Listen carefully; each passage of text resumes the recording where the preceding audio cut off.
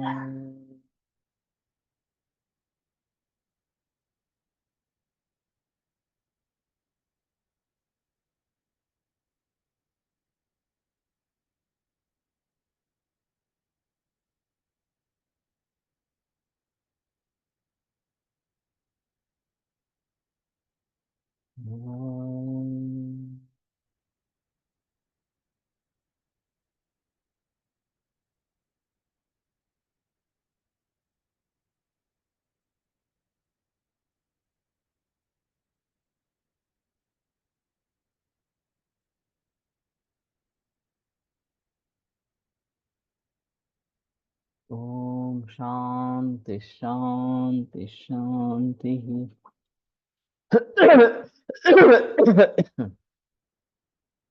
पृथक दोषैः समस्तेश्च वक्ष्यते च चतुर्विधः कंपते प्रदे प्रदशेत् दन्तान् फेनो द्वामीश्वसत्यप्यपि परुषारुणकृष्णानि पश्यत् रूपाणि चानिल। तो अलग दोषों से तीन और समस्त दोषों से एक सांधिपातिक एक, इस प्रकार से चार प्रकार का बताया गया। इसमें फिर भी ग्रहावेश पाया जाता है और शायद एक दूसरे की चिकित्सा एक दूसरे के लिए चलती है, इसलिए यहाँ से स्पष्ट रूप से उसका निर्देश नहीं किया। तो परुष अरुण कृष्णानि पश्येद रूपाणी चांदिला। तो कंप दांत खाता है, इस प्रकार से पेन उद्गम होता है, सांस फूलती है। परुष अरुण और कृष्ण इस प्रकार के रूप देखते हैं। कई मरीजों में ये उन्हें अपस्मार का वेग आने वाला है या नहीं आने वाला है, ये अगर पूछते हैं समझते हैं कि इस प्रकार से, तो कुछ मरीज बताते हैं कि समझते हैं या दूसरे कोई लोग समझ लेते हैं। और फिर जहां हो जैसे हो वहीं पे लेट जाना या ठीक तरीके से बैठना। और मुंह में शायद हाथ रुमाल जो है वो डालना, इतना लोग करते हैं या करना चाहिए। अगर समझ में नहीं आता कि मुझे अपस्मार का वेग आने वाला है, तो जैसे हो वहां गिरने की संभावना इस प्रकार की होती है। और फिर जीभ कट जाना, ये काफी कॉमन प्रॉब्लम इस प्रकार का है। तो जिह्वा को बचाने के हेतु ये मुंह में रुमाल डालना, अगर हो सके तो वचा चूर्ण सदैव साथ में रखना और वो सूंघना, ये बेटर ऑप्शन इस प्रकार का है। लेकिन ये वर्ण जो बताए गए हैं, बहुत ही कम लोग बताते हैं कि मुझे आगे कुछ वर्ण दिखाई दिया और फिर ये अपस्मार का वेग आ गया। पीतफेनांग वक्त्राक्षः पीतासृग रूपदर्शनः सतृष्णो नानल व्याप्त लोकदर्शी च पैत्तिकः। तो पीतफेन अंग वक्त्र अक्षः, तो फेन अंग वक्त्र और नेत्र ये सभी पीत वर्ण के इस प्रकार के जाते हैं। पित्ताश्रु रूप दर्शना, पित्त और रक्त वर्ण इस प्रकार के रूप दिखते हैं। सतृष्णा उष्ण अनल व्याप्त लोकदर्शी च पैत्तिका, तृष्णा रहती है और उष्ण अनल व्याप्त इस प्रकार का लोक है, पूरा जगत जो है वो जैसे कि जल रहा है इस प्रकार से, उससे व्याप्त हो गया है, इस प्रकार के पैतिक में होता है। तो ये पूछने की कोशिश तो की है, लेकिन ज्यादातर लोग बताते नहीं है। शुक्लफेनांग वक्त्राक्षा शीतो रुष्टांगजो गुरु पश्यन् शुक्लानि रूपाणि श्लेष्मिको मुच्यते चिरात्। तो ये ज्यादा आ गया। शुक्ल इस प्रकार के फेन अंग वक्त्र और अक्ष ये होते हैं। शीतो शैत्य निर्माण होता है। रुष्टांगशा रोमांच खड़े हो जाते हैं। गुरु और पश्चिम शुक्लानि रूपाणी श्वेत वर्ण सभी इस प्रकार का दिखाई देता है।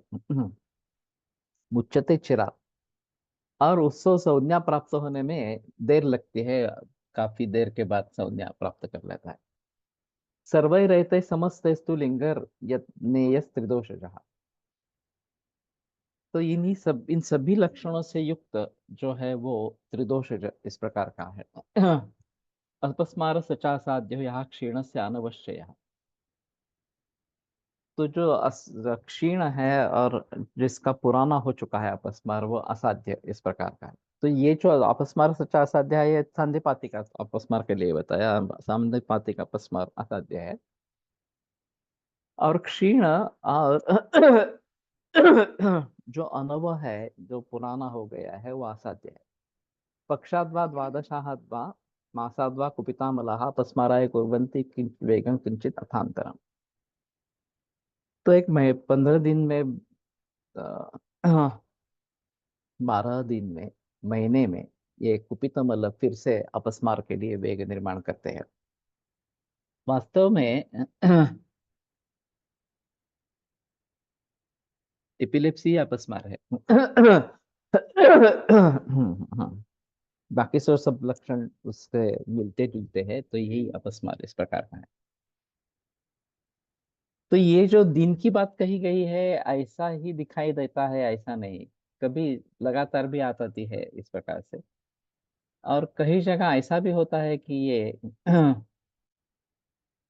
बार बार आती रहती है इस प्रकार से। मेरी एक छात्रा की बहन थी, उसको इस प्रकार के अपस्मार के वेग आने लगे। तो ये वच्छा वगैरह इस प्रकार के भीतर कुछ दवाइयां वगैरह सब देने की कोशिश की, फायदा नहीं हुआ।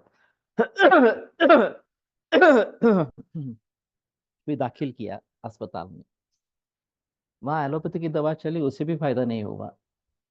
तो फिर सीधा अनस्थेशिया दे दिया। और अनस्थेशिया के बाद अपस्मार के वेग बंद हो गए। फिर जब जाग उठी तो कुछ देर तक ठीक थी, फिर से आपस मार के बेगाने लगे इस प्रकार। तो आगे चलकर आदिदैविक चिकित्सा फिर की गई, और फिर उससे राहत मिली इस प्रकार से। तो ये भी अजीब मामला है कि जहां इस प्रकार के आपस मार के वेग बार बार आते रहते हैं, कंट्रोल नहीं होते हैं बिल्कुल इस प्रकार से, तो ये मुश्किल मामला होता है। और एलोपैथी में भी अगर कंट्रोल नहीं हो रहे, मैंने पहली बार इस प्रकार का सुना कि अनस्थेशिया दे दिया इस प्रकार से। और अनस्थेशिया से कुछ देर के लिए तो ठीक हो गई इस प्रकार। तैरावृतानां हृत्स्रोतो मनसां संप्रदो प्रबोधनम तीक्ष्णैरादौ भिषक् कुर्यात् कर्मभिर्वमनादिभिः। तो हृत्स्रोतो और मन, इनका प्रबोधन जो आवृत इस प्रकार के हो गए हैं। तीक्ष्ण ही आदव कर्म भी वमनादि भी, तो वमन वगैरह कर्मों से पहले संप्रबोधन करना है इस प्रकार से। तो वमन तो प्लान करके ही देना है, लेकिन नस्य दे सकते हैं, अंजन तीक्ष्ण इस प्रकार का दे सकते हैं। तो वमन आदि भी ऐसा कहा है, तो तीक्ष्ण अंजन तीक्ष्ण नस्य इस प्रकार की बात की जा सकती है। और वचा चूर्ण का प्रथम नस्य, ये इस आधिदैविक रुग्णों में क्या बच्चा नाड़ी मिलती है, मिल सकती है।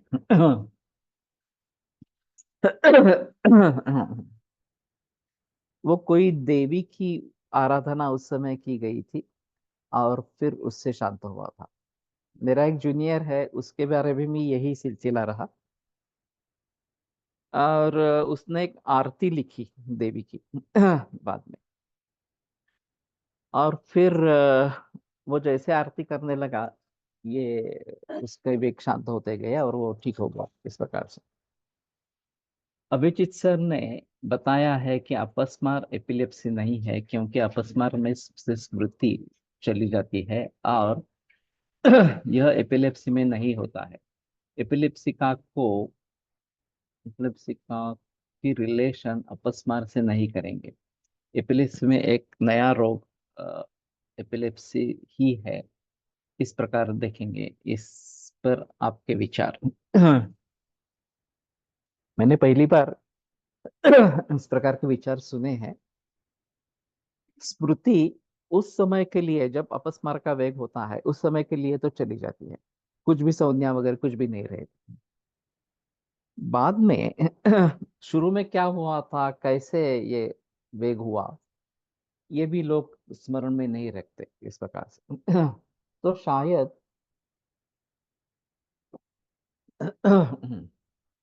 इसको अपस्मार ही कहेंगे। और दूसरी बात, जो फेनोद्गम वगैरह इस प्रकार की बातें हैं या विकृत चेष्टाएं इस प्रकार की जो बातें हैं, वो एपिलेप्सिया और अपस्मार में कॉमन है। तो मुझे नहीं लगता कि इसको एक अलग बीमारी ही माना जाए इस प्रकार से। अब उपद्रव के रूप में जब एपिलेप्सी आती है, जैसे कि मैंने कहा कि ब्रेन ट्यूमर्स या ब्रेन मेटास्टासिस इस प्रकार के जरिए अब एपिलेप्सी आती है।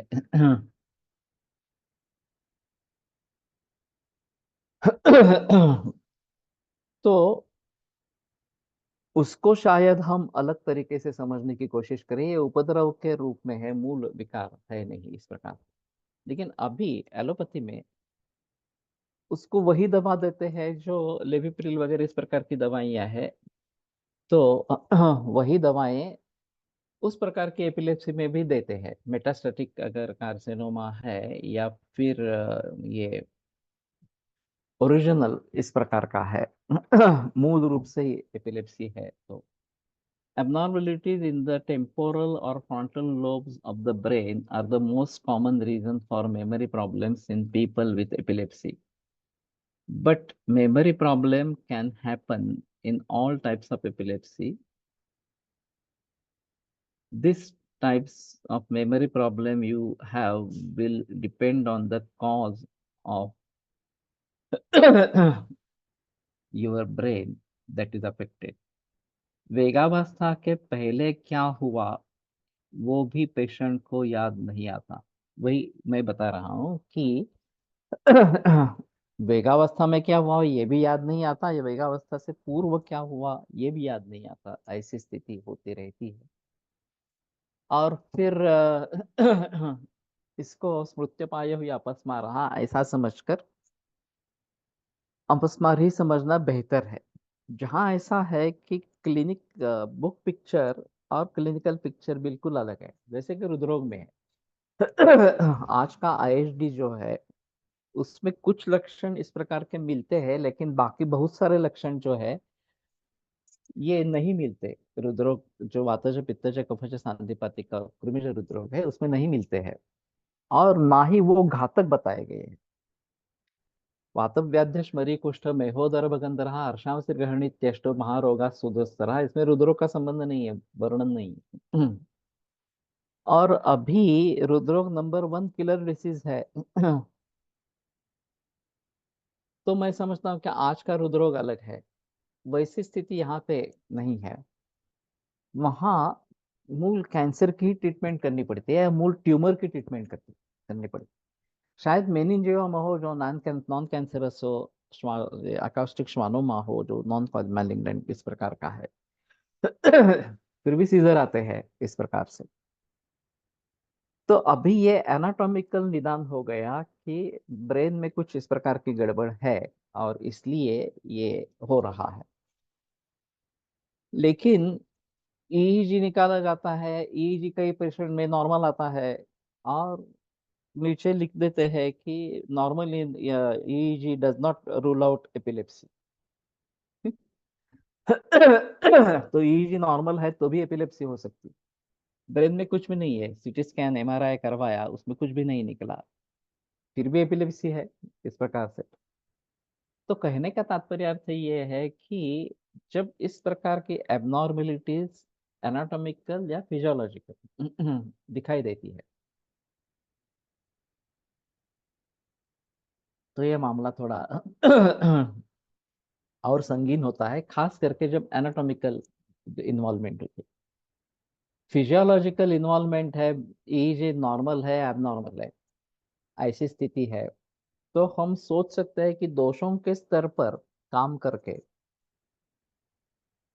उसको फिर भी जल्दी काबू में ला सकते हैं।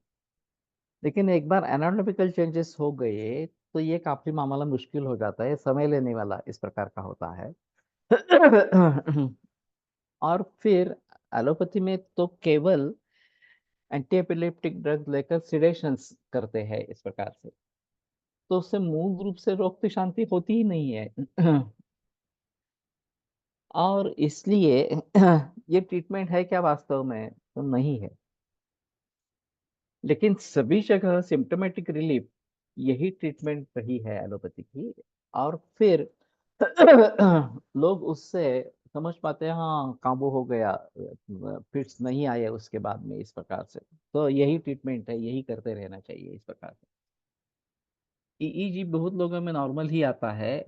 वहाँ बड़े अस्पतालों में रोगी को ईईजी पढ़ने पर पहले हर घंटे जगा कर जब ईईजी किया जाता है तब चेंजेस देखने को मिलते हैं, वरना रैंडम ईईजी का कोई उपयोग नहीं। 12 घंटे जगा कर।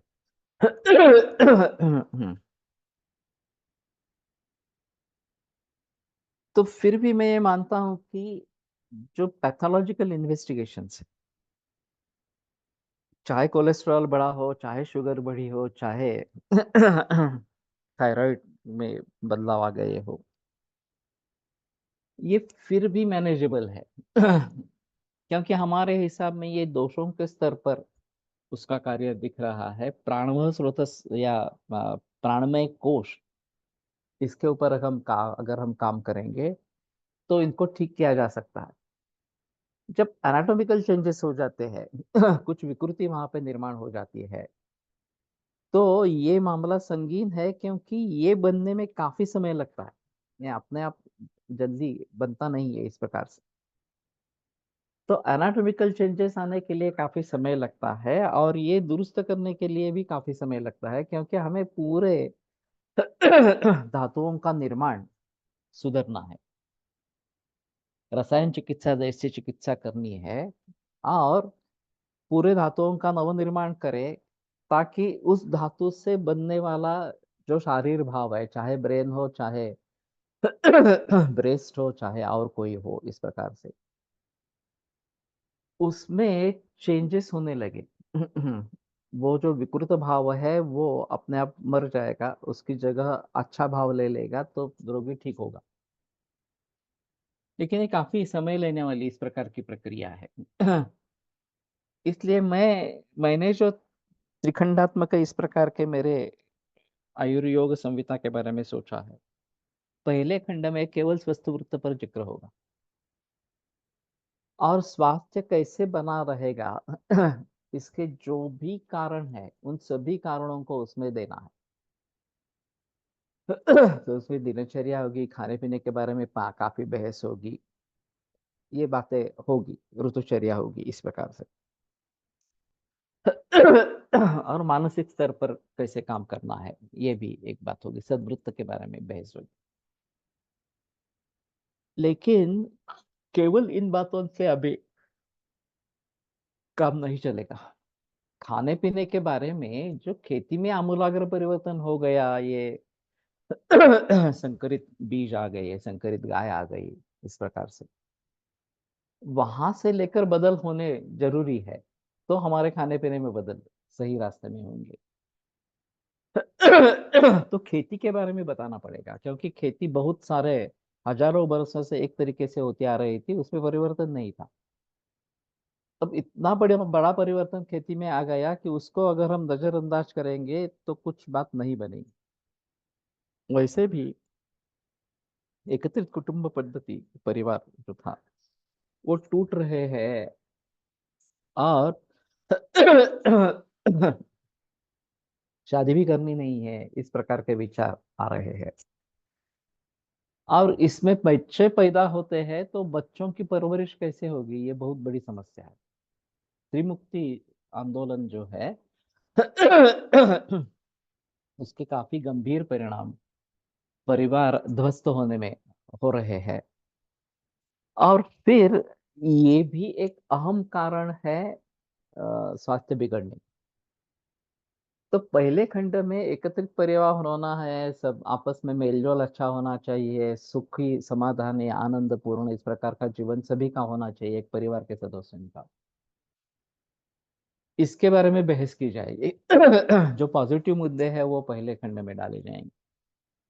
दूसरे खंड में इससे हम दूर कैसे जा रहे हैं, दिनचर्या कैसे बदल गई है, खाना पीना किस प्रकार से बदल गया है। और जो एबनॉर्मेलिटीज पैथोलॉजी के स्तर पर दिख रही है, चाहे कोलेस्ट्रॉल की समस्या हो, चाहे थायराइड की हो, चाहे डायबिटीज की हो, चाहे ब्लड प्रेशर की हो, चाहे और कुछ हो, इस प्रकार से ये फिर भी प्राणमय कोश का विषय रहेगा। पहला वाला जो है अन्नमय कोश का विषय रहेगा, ये प्राणमय कोश का विषय रहेगा। और फिर वहां पे पंचकर्म वगैरह क्या करने हैं, योग की प्रक्रिया कैसे करनी है इनको काबू में लाने के लिए। और यहाँ तक ऐसी स्थिति है कि एनाटॉमिकल चेंजेस नहीं हुए हैं, ऐसा समझ सकते हैं। एक बार एनाटॉमिकल चेंजेस होने लगे, कैंसर जैसी बीमारियां बढ़ने लगी, जिसमें एबनॉर्मल सेल्स निर्माण हो रहे हैं, ट्यूमर्स निर्माण हो रहे हैं इस प्रकार से। तो फिर उसको ठीक करने के लिए नैसर्गिक खाना खाना, देसी गाय का दूध लेना वगैरह वगैरह, ये बातें अवश्य जो रसायन करने में कारीगर है। और मूल धातुओं का निर्माण अच्छा होने लगेगा तो उस धातु से बने जो शरीर के अवयव है वो अच्छे होने लगेंगे, वहां की जो विकृति है वो मिटती जाएगी, और मूल रूप से प्राकृतता प्राप्त हो जाएगी। तो ये केवल प्राणमय कोश का विषय नहीं रहेगा। ना, मनोमय कोश और विज्ञानमय कोश ये भी उसमें शामिल हो जाएंगे। अब ये बड़ी समस्या है कि हम विज्ञान देने की कोशिश करते हैं, ये ऐसा ऐसा है, रजा और तमो ये मूल है, उनके ऊपर काबू पाने के लिए ये प्रचंडन विधारण अव्याम्या प्राणस्य वगैरह वगैरह ऐसा करना है। तो शायद बात बनेगी कि रजा और तम कम होते जाएंगे तो काम क्रोध आदि विकार कम होते जाएंगे। इस प्रकार से तो उसके लिए प्राणायाम एक अहम मुद्दा इस प्रकार का रहेगा, ओंकार वगैरह जाप, ये अहम मुद्दे इस प्रकार के रहेंगे। और जानकारी होनी चाहिए, विज्ञानमय कोश जो है वो जानकारी होनी चाहिए, और वो जानकारी हासिल करने की व्यक्ति की परिस्थिति होनी चाहिए कि मुझे ये सीखना है। मुझे ये जानकारी कर लेनी है, मेरे दुखों का मूल कारण क्या है ये मुझे समझना है इस प्रकार। अगर वो व्यक्ति उस अवस्था में ही नहीं है, समझने के लिए तैयार ही नहीं है, और केवल दूसरों को कोसते रहना, मेरी कुछ गलती नहीं है, दूसरों की ही गलती है, इस प्रकार से ही अगर सोचते रहते हैं तो मुश्किल मामला हो जाता है। तो लोगों को सुधरने से पहले खुद को सुधरना बहुत जरूरी इस प्रकार का होगा। और फिर उसके लिए जानकारी होना ये आवश्यक इस प्रकार की चीज रहेगी। मनोनिग्रह होना ये आवश्यक चीज इस प्रकार की रहेगी। ये बात होती है तो शायद हम आनंदमय कोश की तरफ बढ़ सकते हैं। तो अन्नमय कोश, प्राणमय कोश, मनोमय कोश और विज्ञानमय कोश, इन चारों को अच्छी तरीके से इस्तेमाल करते हुए हम आनंदमय कोश की तरफ बढ़ सकते हैं। ये जो इनका कहना है संप्रज्ञात समाधि की सानंद अवस्था इस प्रकार की। वहां तक तो हम पहुंचेंगे, फिर हमारा जीवन सुखी समाधानी आनंदी इस प्रकार का होगा, वो भी काफी अच्छा है। ये भी अगर स्थिति रहती है तो भी अच्छी बात है।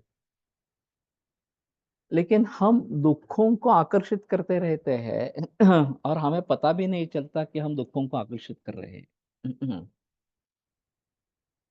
तो ये बड़ा मुश्किल मामला इस प्रकार का है। उसका निपटारा कैसे हो, ये अजीब बात है। और फिर इन सभी के जरिए उत्पन्न होने वाले जो भी रोग है, उन सभी रोगों के बारे में कैसे सोचना है, ये तीसरे खंड का विषय इस प्रकार का रहेगा। तो इसमें एक अहम मुद्दा इस प्रकार का रहेगा कि ग्रंथों में जिन रोगों का वर्णन है वही अगर हमें दिखाई देते हैं, केवल उसकी तरफ देखने का दृष्टिकोण बदल गया है। ज्वर है, पुराने जमाने में भी था, आज भी है और आगे भी रहेगा। लेकिन जैसे ये एंटीबायोटिक वगैरह जर्म थेरेपी आ गई है, एंटीबायोटिक्स आ गए, तो ज्वर को देखने का तरीका पूरा बदल ही गया। ये इन्फेक्शन है, मूल रोग ज्वर नहीं है, ये तो लक्षण है। इन्फेक्शन की चिकित्सा करनी है, उसके लिए एंटीबायोटिक्स लेनी है। ये जो विचार मन में घुस गए, उससे निपटारा कैसे होगा, ये बहुत महत्वपूर्ण इस प्रकार का रहेगा। और हम समझते हैं कि हमें मालूम नहीं था या ऐसा ऐसा इन्फेक्शन होता है, ये सूक्ष्म जंतु होते हैं, उनके जरिए इन्फेक्शन होता है और उनके जरिए ज्वर आता है इस प्रकार से। तो अभी मालूम हो गया है तो अभी हमें उस दिशा में सोचना है। फिर हमारे यहाँ एंटीबैक्टीरियल का है, अगर बैक्टीरियोस्टैटिक क्या है ये देखना है। ये जो विचार में परिवर्तन आ गया, ये गलत इस प्रकार का। तो हमें हमारे दृष्टि से सामावस्था, निरामावस्था, पश्चिमानावस्था, उनके लक्षण, उनको भली भांति देखना, उसके अनुसार चिकित्सा निर्भर करना। और मूल रूप से अपनी प्रतिकार शक्ति को बढ़ाने के लिए ये जो बलाधिष्ठानम आरोग्य मिदर स्वयं क्रियाक्रमा, ये ज्वर के अध्याय में पहला ही सूत्र आया है इस प्रकार से। तो हमें बल कैसे रखना है, ये महत्वपूर्ण इस प्रकार का मुद्दा रखेगा, रहना रखना पड़ेगा, क्योंकि बलाधिष्ठानम आरोग्य, आरोग्य का अधिष्ठान बल है। और यही मेरी थीम है आयुर्योग संहिता की, कि हमारा बल किन किन चीजों में है। हमारा बल आहार में है, हमारा बल अग्नि में है, हमारा बल शरीर में है, हमारा मन मन में है, हमारा मन बुद्धि, बल बुद्धि में है। और उस बल का भली भांति प्रयोग करना। जैसे अगर हम पैसा बचाते हैं, खर्च नहीं करते हैं, तो वो एक तरीके से पैसा कमाने जैसा। अगर हम पैसा व्यर्थ खर्च कर रहे हैं और फिर उसको कोस रहे हैं कि अरे नहीं ये हमें पैसा पर्याप्त नहीं होता वगैरह वगैरह प्रकार से, तो जो फिजूल खर्चे है वो करने नहीं है, पैसा बचाना है। तो सेविंग इज अर्निंग इस प्रकार का बताया जाता है। उसी प्रकार से हमारे बल को हम व्यर्थ अगर गवा देते हैं, निगेटिविटी में जाते हैं, मानसिक कारणों से, शारीरिक कारणों से, बौद्धिक कारणों से अगर हम हमारा बल खर्च करते हैं तो पहले ये खर्च करना बंद कर देना। हम बल कमाइए नहीं कमाइए अलग बात है लेकिन कम से कम अपना बल कम तो होने ना दो। जो भी है वो प्रिजर्व करो, उसको बढ़ाने की कोशिश करो। उसको बढ़ाने के लिए सभी मार्ग है, आहार है, व्यायाम है मन के बारे में बातें हैं, वगैरह वगैरह इस प्रकार से। लेकिन पहला मुद्दा ये है कि हमें बल का खर्चा नहीं करना है। जिसमें हमें खर्चा करना है, आवश्यक जो चीजें हैं उसके लिए खर्च करना है, उस बारे में कोई संदेह नहीं है। लेकिन खामख्वाह अगर हम बल को गवा दे रहे हैं, किसी भी प्रकार के बल को, तो उसको पहले रोकना है।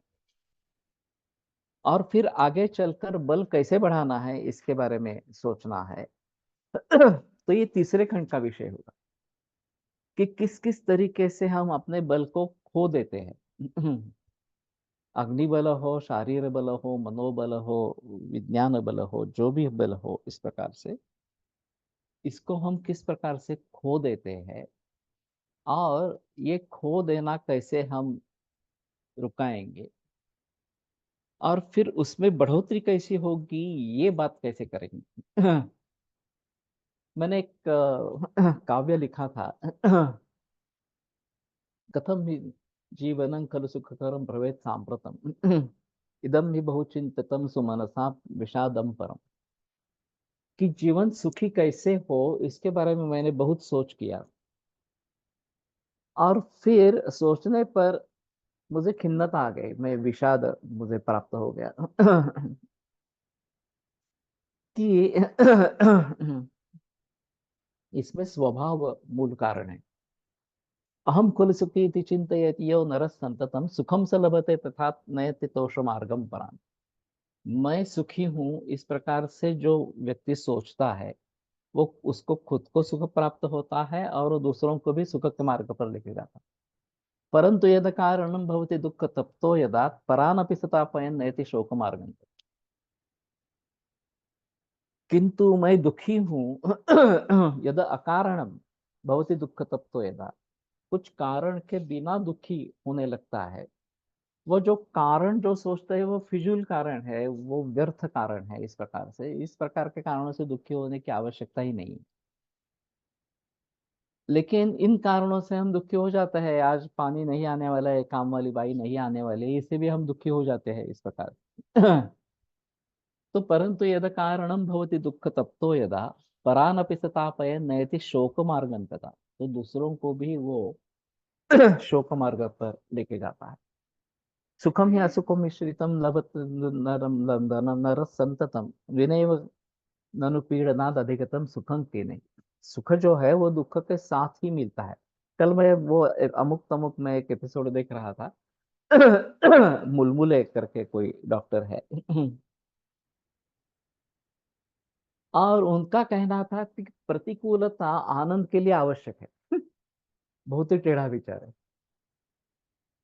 सुख का आनंद हम तभी ले सकते हैं कि जब हम प्रतिकूल परिस्थिति से गुजरते हैं, तो सुख आसानी से हमें मिलता है, सुख का आनंद मिलता है, नहीं तो सुख का आनंद नहीं मिलता। तो इसलिए प्रतिकूलता कुछ हद तक होनी चाहिए, बस हमें उसमें बह नहीं जाना है कि प्रतिकूलता है, प्रतिकूलता है, कैसे करेंगे, कुछ नहीं होगा। ऐसा नेगेटिवली तो कुछ भी सोचना नहीं है और जितने भी बड़े बड़े कार्य हुए हैं वो प्रतिकूल परिस्थिति में ही हुए हैं। अभी बहुत सारे कंपनियां या गवर्नमेंट स्तर पर रिसर्च चलता रहता है, उसमें मैं थोड़ा ही रिसर्च वास्तव में अच्छा होता है। बाकी केवल एक रिसर्च हुआ, हमारे एमडी पीएचडी में जो रिसर्च चलता है वो केवल नाम मात्र रिसर्च है, उसमें कुछ रिसर्च है ही नहीं वास्तव एक डिग्री कमाना इस प्रकार से रिसर्च के लिए चाहिए कि मुझे अंत प्रेरणा होनी चाहिए, मुझे इसका उत्तर चाहिए इस प्रकार से। तो मैं खोज करूंगा, बार बार खोज करूंगा कि इसका उत्तर क्यों नहीं मिला, क्यों नहीं मिल रहा, मेरे समझने में कुछ गड़बड़ी है क्या, मेरी साधन सामग्री पर्याप्त नहीं है क्या, वगैरह वगैरह इस प्रकार से। बिना दुख देखे सुख के महत्व को जानना असंभव है। वही तो बात उन्होंने कल की थी, और ये बहुत अच्छा विचार था। कि प्रतिकूलता है इसलिए दुख करते रहना, और प्रतिकूलता को मात करके सुख की प्राप्ति करवा लेना। ये एक अहम मुद्दा है। और उस प्रतिकूलता को हम अगर दोहराते रहते हैं, अरे मेरी परिस्थिति ऐसी है, प्रतिकूल ही है, वगैरह वगैरह इस प्रकार से, तो कभी उसमें से बाहर नहीं आएंगे। लेकिन इस प्रतिकूलता में भी अनुकूल क्या है, पॉजिटिव क्या है, ये देखने की कोशिश करेंगे तो ये बात हो सकती है। क्योंकि प्रतिकूलता का एक निगेटिव इम्पैक्ट इस प्रकार का है कि हम अनुकूल क्या है देखते ही नहीं है, सभी बातें प्रतिकूल है इस प्रकार से ही हम सोचते रहते हैं, और कुछ होने वाला नहीं है, आगे कुछ होने वाला नहीं है, हम ऐसे ही जाएंगे, ऐसे ही दुखी रहेंगे, पूरा जन्म ऐसा ही जाएगा, ऐसा ही सोचेंगे। तो ये बात नहीं है, सही नहीं है। इस परिस्थिति में भी मुझे आनंद में कैसे रहना है, सुखी कैसे होना है, समाधानी कैसे होना है, ये सोचने की जरूरत है। तो उस समय में मैंने वो काव्य लिखा। पृथ्वी वृत्त में है। और स्वभाव या ध्रुवम विविध पीड़नाद अवगतो रुजा का, कि स्वभाव यही रुजा का कारण है। मेरा जो इस प्रकार के सोचने का तरीका है वही मेरे लिए दुख का कारण बन रहा है। एक अंग्रेजी में किताब थी, एटीट्यूड इज एवरीथिंग। कि हम किस दृष्टि से देखते हैं उसी के आधार पर हमारे विचार होते रहते। उन्होंने कल अजीब उदाहरण बताया था कि चंद्रमा दिख रहा है इसलिए चंद्रमा है, अगर मैं चंद्रमा देखूं नहीं तो चंद्रमा नहीं है मेरे हिसाब में। अब ये काफी मामला मुश्किल लगता है कि ऐसे कैसा हो सकता है, चंद्रमा तो है ही, मेरे लिए है या नहीं है। ये सोचने का विषय है। ये जगत है ही, मेरे लिए है या नहीं है। मैं अगर ब्रह्म तत्व हूं तो मेरे लिए जगत है ही नहीं, सब ब्रह्म ही है केवल, इस प्रकार से। तो ये चंद्रमा के उदाहरण के जरिए मुझे क्या देखना चाहिए, मुझे क्या समझना है, ये बात अहम है। और ये कैसे हम हासिल करेंगे, अभी अभिप्रेतार्थ क्या है यही मालूम नहीं होता। ये सबसे बड़ी समस्या है। इस प्रकार से दृष्टिकोण महत्वपूर्ण होता, खास आधा भरा है, ग्लास आधा भरा है, खुशी होना या ग्लास आधा भरा है इसका दुख होना, ये आपके स्वभाव पर निर्भर करता है। किसी भी हालत में अनुकूल क्या है ये देखना जरूरी। प्रतिकूल चीजें बहुत सारी है, ठीक है। इन प्रतिकूल चीजों से ज्यादा क्या नुकसान हो सकता है, क्या हो सकता है। मैंने एक उदाहरण बताया था, सुंदर मेघालय इस प्रकार के, कि बहुत एडवांस स्टेज कैंसर थी, बहुत सारी केमोथेरेपी, रेडिएशंस, ऑपरेशंस हो गई थी, और बचने के कोई चांसेस नहीं थे। और ये निश्चित हो गया कि मृत्यु निश्चित है, कि अब मृत्यु से बचने का कोई तरीका नहीं है, कोई उपाय नहीं। अब जब ये विचार हावी हो गया कि बस मृत्यु से बच नहीं सकते, तो उसने सोचना आरंभ किया कि मृत्यु में क्या बुरा है। मृत्यु है इसलिए जीवन को अर्थ है। मृत्यु नहीं होती, सभी लोग मरते ही नहीं, कोई भी जिसका जन्म हुआ है वो मरता ही नहीं, तो बड़ी मुश्किल परिस्थिति हो जाती। किस कारण के लिए जिए, क्या उसमें हम समाधान मिलेंगे, आनंद मिलेगा वगैरह वगैरह इस बात। तो उसने ऐसा सोचा कि अच्छा होगा अगर मुझे मृत्यु आ जाएगी, मुझे नया जन्म मिलेगा, मैं एक नया बच्चा बनूंगी। और एक सुंदर शरीर मुझे प्राप्त होगा। अभी का शरीर जो है विकलांग हो गया है, कुरूप हो गया है। मुझे उससे नफरत होने लगी है।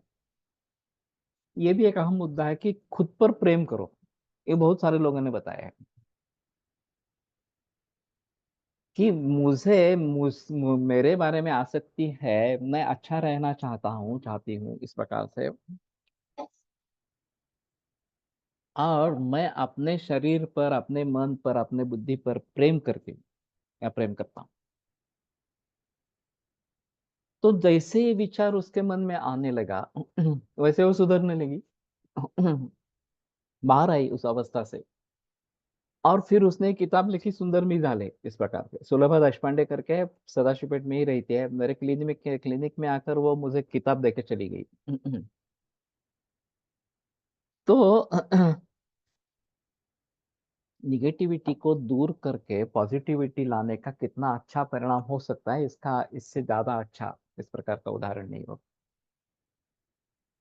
दुर्दैव से हम निगेटिविटी को अपनाते रहते हैं और ये बदलने वाला नहीं है, ऐसा ही होने वाला है, ऐसा ही होने वाला है, ऐसे ही सोचते रहते हैं। और मेरी गलती नहीं है, दूसरों की गलती है, इसलिए ये हो रहा है, ये भी बात सोचते रहते हैं लोग। खुद की कुछ गलती नहीं है इस प्रकार से। और फिर उसमें से रास्ता निकलता ही नहीं। तो कहने का तात्पर्य अर्थ ये है, इस स्वभाव को बदलना पड़ेगा। स्वभाव वाला औषध नहीं, स्वभाव के लिए कोई दवा नहीं है, इस प्रकार के भी है। और मानस उपचार तज्ञ कहते हैं कि स्वभाव वाला औषध है, स्वभाव में परिवर्तन आ सकता है, ऐसा नहीं है कि स्वभाव में परिवर्तन आता नहीं। किस प्रकार का मेडिसिन किसके लिए काम करेगा ये एक अलग बात है। काउंसलिंग किसी के लिए काम करेगा, कुछ दवाइयाँ काम करेगी, फ्लावर रेमेडीज काम करेगी, परिस्थिति अनुकूल होना ये भी एक काम करेगी इस प्रकार से। लेकिन किसको किस उपाय का फायदा होगा ये समझना मुश्किल इस प्रकार का होता है। और फिर ऐसे हालात में मुझे उपाय ढूंढना है, मुझे इसमें से बाहर निकलना है, ये तो कम से कम होना चाहिए विचार मन में। तो शायद हम अपनी गलतियों का एहसास करेंगे, शायद अपनी गलतियों को सुधारने की कोशिश करेंगे। और फिर जिसमें मुझे आनंद मिल रहा है वो चीजें करने की कोशिश करेंगे। जैसे जैसे सकारात्मकता बढ़ती जाएगी, नकारात्मकता कम होती जाएगी। और हर व्यक्ति को चाहिए कि वो सुख समाधान आनंद पूर्ण जीवन जिए। खास करके जब ऐसी कोई बात नहीं है कि जिससे बहुत ही दुख होने वाला है, किसी प्रिय व्यक्ति की मौत हो गई है, धन कांतादि नाश हो गया है वगैरह वगैरह, या बहुत ही टेढ़ी परिस्थिति निर्माण हो गई है इस प्रकार से, अलग बात है। लेकिन ऐसा कुछ न होते हुए भी लोग निगेटिविटी में चले जाते हैं और अपने बल को खर्च करते हैं। तो बल को बचा के रखना ये बहुत आवश्यक इस प्रकार का रहेगा। कम से कम उसका फालतू चीजों में व्यय नहीं होने देना ये आवश्यक है। और फिर बल कमाने की बात है। किससे मुझे बल मिलेगा, किस बल की कमी है, ये सोच समझकर उसके लिए प्रयास करने हैं। तो कहने का तात्पर्य अर्थ ये है कि तीक्ष्ण इरादा और भिषक क्रियात कर्मभिर वमनादि भी, वमन आदि कर्म से संप्रबोधन प्रबोधन करना है। वातिकम बस्ति भूष्ट है पैतम प्रायो विरेचन है श्लेष्मिकम मन प्राय ही अपस्मारम पाचक। तो बस्ती भूयिष्ठ है ही, इसका मतलब ही यह है कि बार बार बस्ती देने हैं। एक दो बार करने से कुछ नहीं होगा। एक बार योग बस्ती कर्म करवा लिया, काल बस्ती कर्म करवा लिया, बस अब हो गया, ऐसी बात नहीं रहेगी। या विरेचन भी बार बार देना पड़ेगा, वमन भी बार बार देना पड़ेगा इस प्रकार से। कुष्ठ में जैसे आया है, कुष्ठ पक्षात पक्षात छर्दनान जब भी पेयात, इस प्रकार से 15-15 दिन में वमन देना है, लघु वमन इस प्रकार का रहेगा। तो हरेत बहुश चलान दोषान अल्पान अल्पान पुनः पुनः। बहु और चल दोष है तो थोड़े थोड़े थोड़े थोड़े निकालते रहेंगे, बार बार निकालते रहेंगे इस प्रकार से। और फिर इसके जरिए स्रोतो विशोधन एक बार हो जाएगा, तो सर्वथा सुविशुद्ध से सम्यक आश्वासित से जो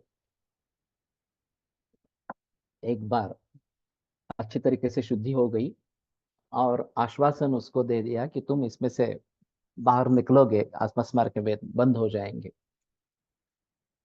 अपस्मार विमोक्षार्थम योगान संशमनान अपस्मार के मोक्ष के लिए, उससे दूर होने के लिए संशमन योग बताते हैं। तो पहले शोधन करने हैं, बार बार करने हैं, और फिर इस प्रकार की चिकित्सा करनी है। गोशक्रु दरसत दध्यम लक क्षीरम उत्तरे समय घृतम सिद्धम पिबेत अपस्मार कामला ज्वर नाशनम। तो ये पंचगव्य घृत नाम से प्रख्यात है, आसानी से मिलता भी है, और देशी गाय के घी में भी मिलता है। बहुत सारी गौशाला वाले इसको बनाते हैं। तो इसका मैं प्रयोग कैंसर के मरीजों में भी करता हूँ, खास करके ब्रेन ट्यूमर वगैरह जो है उसमें, एपिलेप्सी है। तो पंचगव्य घृत का नस्य मैं बताता हूँ, चार चार बूंद बता रहा हूँ, लेकिन शायद हमें उसको भी मर्शनस्य के रूप में प्रयोग में करना है, ताकि शोधन, शिरस शोधन एक बार हो जाए तो ज्यादा अच्छा रहेगा। लेकिन ये कंडीशंस देख के ही करना है। और जो नॉर्मल एपिलेप्सी है, जो ग्रंथोक्त इस प्रकार की एपिलेप्सी है, उसमें हम इसका भलीभांति प्रयोग कर सकते हैं। अभी इसके पीछे मूल कैंसर है वो ध्यान में रखते हुए हल्के जो रक्त कल्याण का गुरुत्व है उसका भी मैंने सुझाव देता हूँ इस प्रकार से। तो हर व्यक्ति के अनुसार कौन सा नस्य देना है ये सोच समझ कर करना है। नासा ही शिरसोद्वार, नासा यही मस्तक का द्वार है। तेन तद व्याप्य हंति काम, तो उसके जरिए वो मस्तक में पहुंचकर मस्तक को व्याप्त करके जो रोग है उनका नाश करती है। तो एक अहम मुद्दा रहेगा, और मर्शनस्य में ज्यादा प्रयोग में नहीं ला रहा, तो उसके बारे में थोड़ा सोचना पड़ेगा कि मर्शनस्य कैसे प्रैक्टिस में लाए इस प्रकार से। व्हाट अबाउट सिद्धार्थ का घृत इन उन्माद? दे सकते हैं, उन्माद और अपस्मार में एक दूसरे की चिकित्सा देना बताया गया है ग्रंथों में। तो जरूर सिद्धार्थ का घृत या बाकी के घृत दे सकते हैं, इसमें कोई संदेह की बात नहीं है। महापैशाचिक घृत का भी नस्य इस प्रकार से दे सकते हैं। तो सोच समझकर चिकित्सा करो कि मुझे किस प्रकार के कर्मों की आवश्यकता है, ये सोच समझकर वो कर्म करने वाला इस प्रकार का औषध देना है इस प्रकार से। तो गोशकृत रस दध्यमल क्षीरम उतरे ही, ये काफी विरुद्ध संयोग इस प्रकार का। ये दही भी है, दूध भी है, मूत्र भी है उसमें इस प्रकार से। और गोशकृत रस, गोमय का रस इस प्रकार का। तो ये अपस्मार कामला ज्वर नाशन इस प्रकार का बताया गया है। और ये भीतर अभ्यंतर चिकित्सा के लिए, यहाँ पे जो आया है वो अभ्यंतर चिकित्सा के लिए आया। तो ये शोधन जाति का है, क्योंकि मलों का जब इस प्रकार के प्रयोग होता है, मूत्र और मल इसका प्रयोग जब होता है इस प्रकार से, तो उनकी एक स्वाभाविक एफिनिटी मलों की तरफ होती है।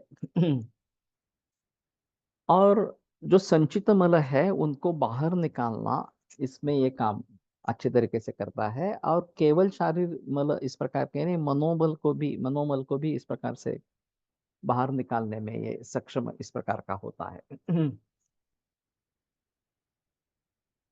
और ये अपस्मार पर काम कर रहा है, ये एक महत्वपूर्ण चीज है। तो मन बुद्धि इनके ऊपर भी इसका काम अच्छा है। मानसिक भाव, क्रोध, दुख इत्यादि जन्य अपस्मार में स्मृति सागर रस से वेग बंद हो जाते हैं, ऐसा अनुभव है।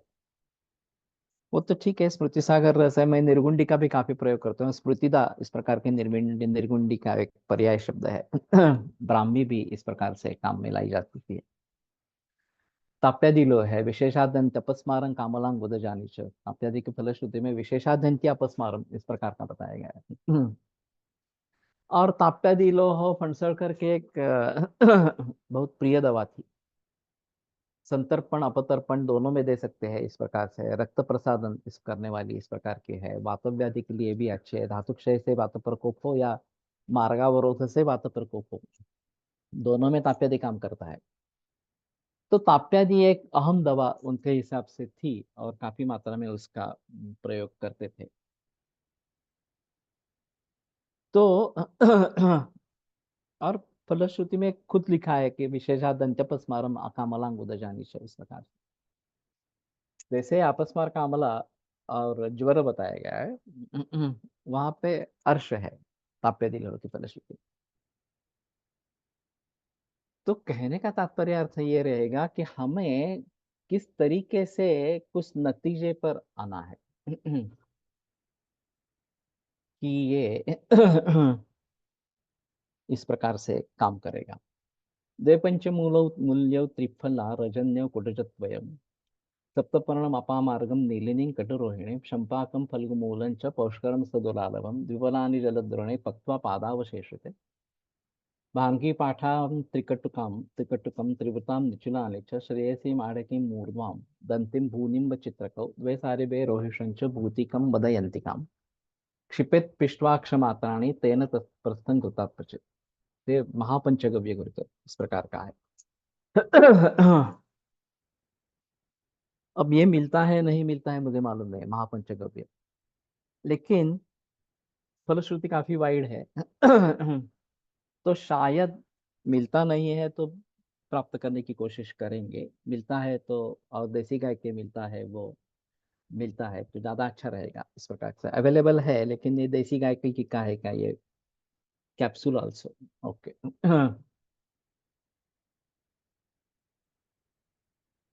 गो गौशकुर्दरसदध्यमल क्षीरमूत्रेश्च तत्समय पंचगव्यमिति ख्यातम महत्तत् अमृतोपम। ये महत् पंचगव्य इस प्रकार का है, अमृतोपम है। अपस्मारे तथोन्मादे श्वयथो उदरेषु च। अपस्मार उन्माद श्वयथो उदर गुल्म अर्ष पांडुरोगेषु कामलायाम हलीमके शस्यते घृतमे तत्तु प्रयोक्तव्यम दिने दिने अलक्ष्मीरग्रह रोगग्नम चातुर्थक विनाशनम। तो ये महापंचगव्य घृत इस प्रकार का है।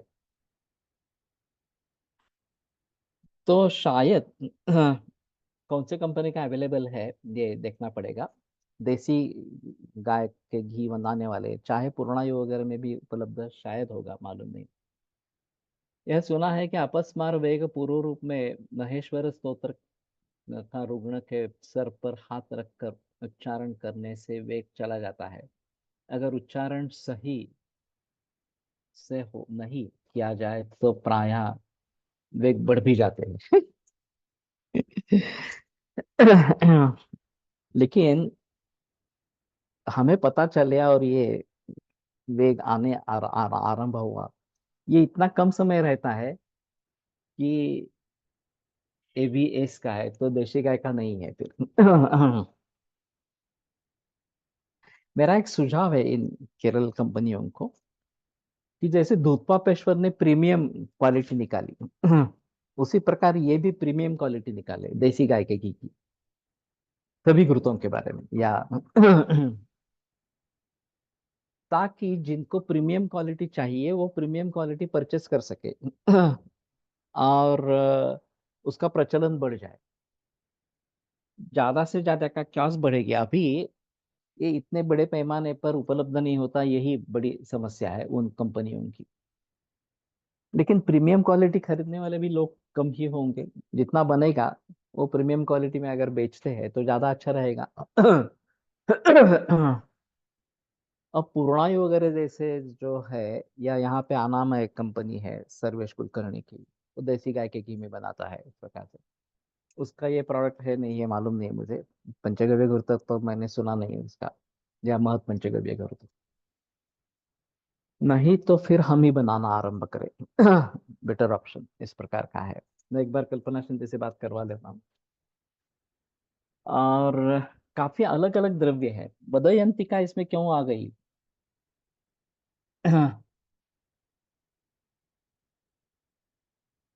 पुराणिक सर को बोलिएगा। हाँ मालूम नहीं, पुराणिक दत्तापेश्वर में इस प्रकार की बात होगी इस प्रकार से। निगडीला स्वप्नील शिंदे म्हणून आहे, वैद्य आहेत. त्यांची फार्मसी आहे. ते देशी गाईच्या तुपातून सिद्ध घृत बनवतात. उसका रेफरेंस शेयर करो. KR आयुर्वेदा से प्रीमियम क्वालिटी की सभी घृत मिल जाती है. उसका भी जो डिटेल्स है उसमें महत पंचगव्य घृत है. तो पथमेड़ा का भी पंचगव्य घृत है, लेकिन उसका पैकिंग बिल्कुल अच्छा नहीं है. मैं उससे मंगवाता था, 2-3 बार ऐसा हुआ कि पूरा नष्ट हो गया घी. केवल पैकिंग अच्छा नहीं है इसलिए. तो हमने बोला था उसको, बोले नहीं नहीं हम कर रहे हैं वगैरह. निर्गुणी कशी द्यावी. हमने निर्गुणी का कल्प बना के रखा है. वो कल्प पुड़ियों में देते हैं इस प्रकार से. स्वप्निल शिंदे. JSVC में भी डाल दो. श्रद्धा शालकर है, ठीक है. तो ये अगर प्रीमियम क्वालिटी इस प्रकार से बनाते हैं, तो शायद लोगों को भी. अभी हम क्या करते हैं कि महातिक्त का घृत को MT कहते हैं, महाकल्याणक को MK कहते हैं. तो बाजार में ढूंढने जाएंगे तो MT MK तो मिलता नहीं है. तो फिर कंपैरिजन नहीं होती.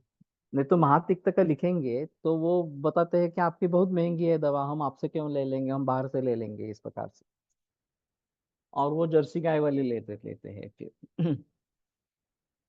तो हमें रिजल्ट्स चाहिए, ये सबसे अहम मुद्दा है. तो रिजल्ट्स वैसे भी जर्सी गाय के भी मिलते हैं, लेकिन उससे कई गुना ज्यादा रिजल्ट देसी गाय के घी में मिलेंगे. इस प्रकार निर्गुंडादि घृत अवेलेबल ABS. ओके. तो अगर प्रीमियम क्वालिटी ये लोग बनाना आरंभ करेंगे, तो बहुत सारे घृतों का इस तरीके से इस्तेमाल हो जाएगा. Patent indicated in epilepsy. Indicated. ठीक है. तो कहने का तात्पर्य अर्थ ये है. ये महत पंचगव्य घृत बताया गया है. अपस्मार उन्माद श्वयथु उदर गुल्म अर्शक पांडुरोग कामला हलीमक. दिन दिन हर दिन देना है इस प्रकार से. अलक्ष्मी ग्रह रोग. ये अहम मुद्दा है कि आदि दैविक एस्पेक्ट्स उसके साथ में है कि ये अलक्ष्मी और ग्रह रोगों का नाश करने वाला. चातुर्थक विनाशनम, ये अजीब बात है. चातुर्थक विनाशनम ये काफी फलश्रुति में आता है. ऐसी चातुर्थक ज्वर की क्या खासियत है कि उसको अलग निकाला गया है, और फिर उसके बारे में योग बताए गए हैं. ये भी एक अहम मुद्दा इस प्रकार का रहेगा. अस्थिमज्जा पाचक या जो मेद पाचक जो है, वो- अस्थिमज्जा पाचक गुरुचामलकम मुस्तम है. किरातम अमृता चंदनम विश्व भेषज. ये चातुर्थक के लिए है. इस प्रकार से. और इसी प्रकार से महत पंचगव्य घृत हो या अन्य चातुर्थक के लिए इस प्रकार के आए हैं, योग आए हैं. तो ये बड़ा अजीब मामला इस प्रकार का है. और ये अस्थिमज्जा मज्जो भय करते चातुर्थक विपर्य है. अस्थिमज्जा दोनों में अगर स्थित है, तो चतुर्थक चातुर्थक विपर्य होता है. त्रिधाध्वम जरहति दिन में एकंतु मुंचति. 2 दिन बुखार आता है, एक दिन नहीं आता है इस प्रकार से. अब मैं थोड़ा सा सोच रहा हूँ इसके बारे में कि बोन मैरो जब अफेक्ट हो जाता है, खास करके ल्यूकेमिया में, ब्लास्ट सेल्स वगैरह बढ़ने लगते हैं, AML है, ALL है वगैरह वगैरह इस प्रकार से. तो अस्थिमज्जा पाचक चूर्ण या अस्थिमज्जा पाचक घृत मैं प्रयोग में लाता हूँ. शायद ये मेदक पाचक का जो है वो हम कोशिश करने की ट्राई करने की कोशिश करेंगे, वो ज्यादा अच्छा इस प्रकार का रहेगा. और ये शायद मत मत पंचगव्य गुरुत्व वगैरह इस प्रकार का भी हो सकता है. चातुर्थक विनाशनम कालच वो ब्लड कॅन्सर मध्ये करून पाहायला पाहिजे. या वही मैं कह रहा हूँ कि ये ल्यूकेमिया में उसका प्रयोग करना चाहिए। महत पंचगव्य घृत, ये उसमें शायद ल्यूकेमिया में हम कोशिश करेंगे कोई प्रयोग करने की। इस प्रकार से ये काफी उष्ण तीक्ष्ण भी द्रव्य इसमें है। ल्यूकेमिया के मरीज मरते हैं वो रक्तपित्त से मरते हैं ज्यादातर। तो वो बात सदैव ध्यान में रखनी है कि आगे का उपद्रव इसका रक्तपित्त जैसा होता है। पूर्णायु एंड अनामय नंबर। अनामय का तो नंबर मिल जाएगा। पुणे में ही है वो, सर्वेश कुलकर्णी से पूछेंगे तो दे देंगे। पूर्णायु का नंबर अभी तो मुझे याद नहीं है, लेकिन पूर्णायु फार्मेसी ढूंढेंगे, या फिर मृत्युंजय माली जो अभी पूर्णायु में नहीं है, वो छोड़कर भोपाल में चले गए हैं, उनसे पूर्णायु के नंबर प्राप्त हो जाएंगे। तो बता के रखते हैं। क्या आयुर्वेद से उत्तम क्वालिटी का शिलाजीत और ऑर्गेनिक कुंकुमादि तेल भी उपलब्ध है। अनामे का नंबर तो लिख दिया। फाइन। तो क्या आयुर्वेद का भी ये लिख दो नंबर जो है वो इस प्रकार के, और फिर कैटलॉग मंगवाएंगे। ये मेरे मन में बहुत दिनों से है कि बहुत सारे कैटलॉग्स मंगवाने हैं, कौन सी किसकी दवाइयाँ हैं, अलग अलग दवाइयाँ कौन सी है, ये थोड़ा देखना पड़ेगा। और फिर उनका प्रचलन कैसे करेंगे ये थोड़ा देखना पड़ेगा। इस प्रकार से बहुत सारी दवाइयाँ उपलब्ध है, हमें मालूम नहीं है, ये महत्वपूर्ण मुद्दा इस प्रकार का है, तो उसके बारे में थोड़ा सोचेंगे। ठीक है, आज रुकते हैं। अ, कल आगे बढ़ेंगे। आयुर्वेद प्रकांडो निगदित इह हि शल्यतंत्र प्रधानः शिष्येभ्यः शाश्वतोऽयन्निखिलजनकृपा व्याप्तचित्तेन येन आयुर्वेदस्य वाञ्छन् पुनरपि भुवने तां च सुष्ठु प्रतिष्ठां श्रेष्ठं धन्वन्तरिं तं प्रणमति च सदा वैद्यवर्गो हि नूनं, वैद्यवर्गो हि नूनम्।